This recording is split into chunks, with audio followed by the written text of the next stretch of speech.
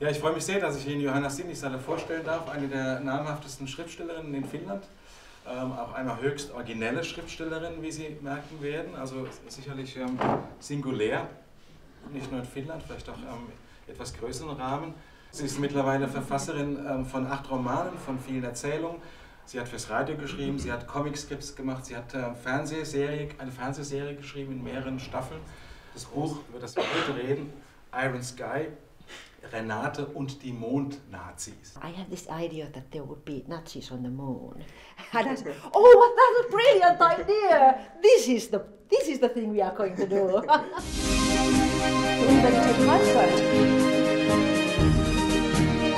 Dr. Gregor Gysi.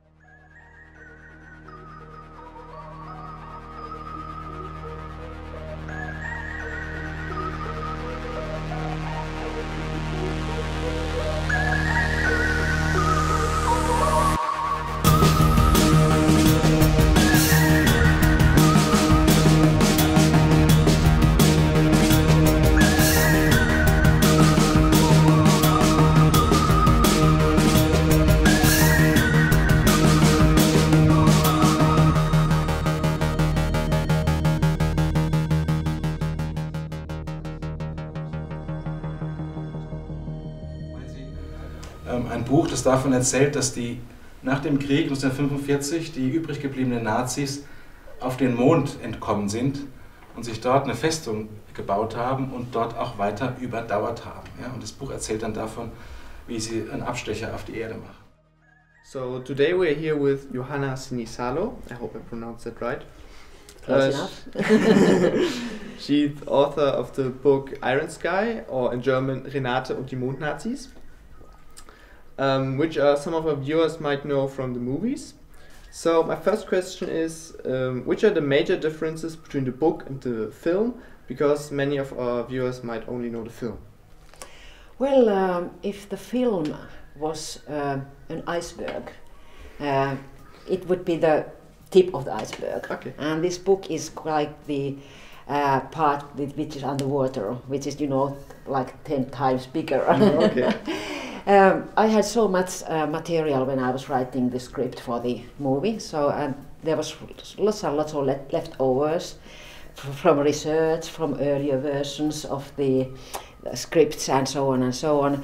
And when my German publisher asked me if I would like to write an Iron Sky novel, I first declined. I was not so interested in that, but after a couple of years, I started to think that it would be really nice to make that kind of writer's cut, you know, tell all the stories that were untold in the movie. Much more detail. Much more detail, much more characters, and much more like this, you know, very fresh perspective to Earth, because this was an ultimate girl in the attic, if you know. she comes to see our way of living and to observe it with a totally fresh attitude. So it's, I think that's a very nice, you know, premise to a little bit criticize our habits and attitudes here on Earth. And what inspired you to write about Nazis on the moon?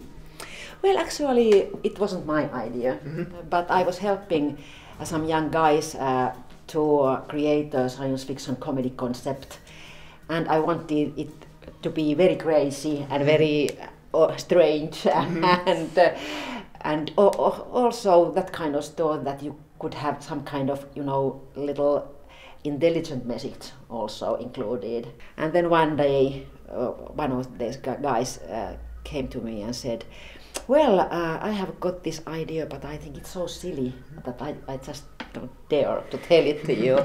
And I said, okay, come on, tell me.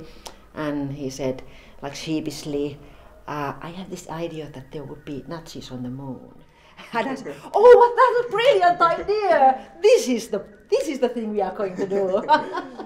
The Nazis on the moon, that's some kind of conspiracy theory. Yes, of and course. Do you have a conspiracy theory that you like the most, your most favorite? Well, I think that those that are about Nazis and this kind of, you know, how they have secret technology and that kind of things, they are quite funny. Do you think that it could be a problem if anybody really believes in that?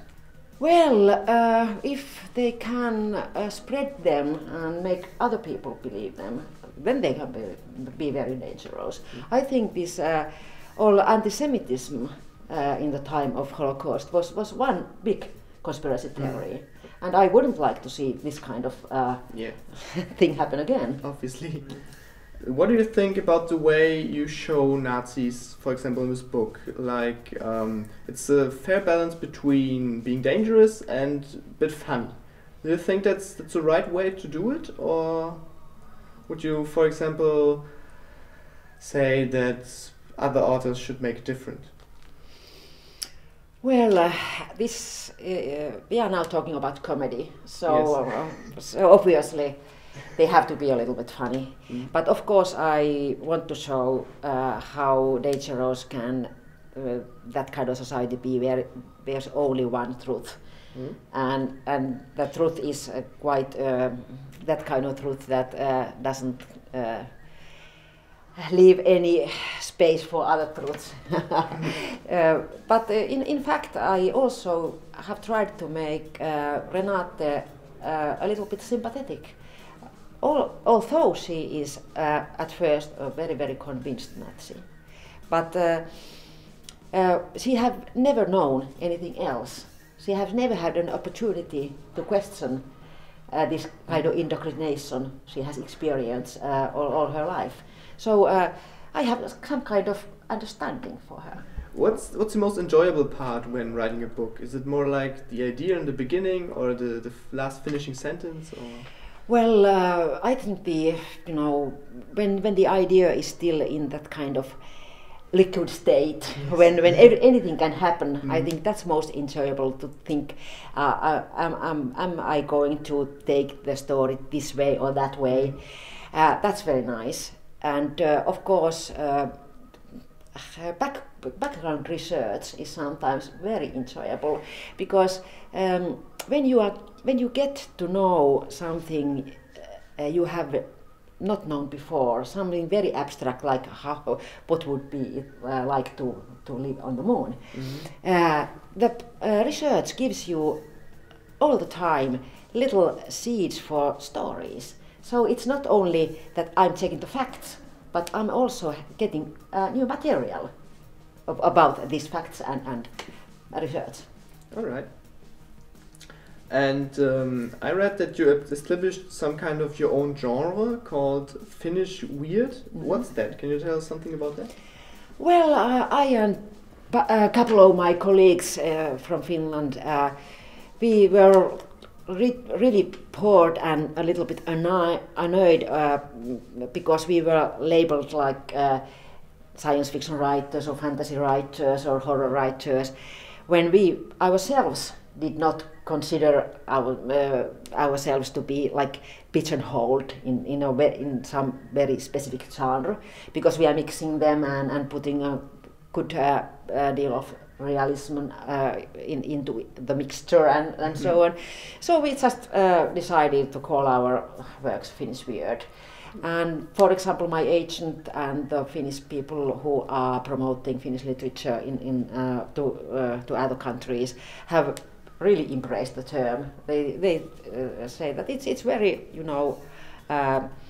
it's very handy, and it tells exactly what it is. It's not normal realism, but it's Finnish and it's weird. Okay.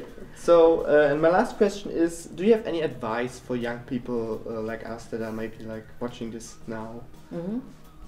Advice for what? For life in general? For life in general, or like maybe writing, if somebody enjoys writing? Okay. I think in life and in writing the same rule applies. Read a lot. I think that reading is this kind of superpower. It makes you understand the world much better. And if you want to be a writer, especially then, you should read and read and read.